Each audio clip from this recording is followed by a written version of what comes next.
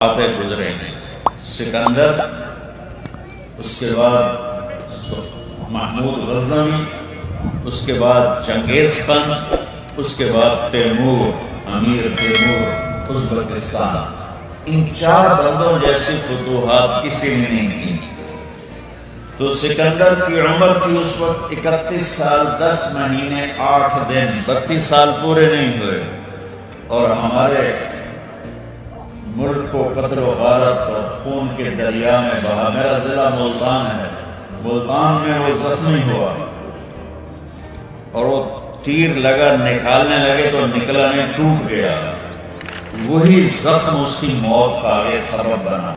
تو اس نے ملتان کے کتے بلے بھی مروا دیے کہ کسی زندہ کو مت چھوڑو۔ ایسا درندہ انسان جب باب العراق پہنچا اور موت نے جھٹکا دیا تو اس کی حسرت بھری آواز سنو، وہ کہنے لگا کوئی ہے، کوئی ہے، مجھ سے میری ساری حکومت لے لے اور مجھے گھر پہنچنے کی مہلت دے دے، میں اپنے گھر میں مرنا چاہتا ہوں۔ اور اللہ نے اسی بابل میں اس کو موت دے کر چوہے کی طرح مار دیا۔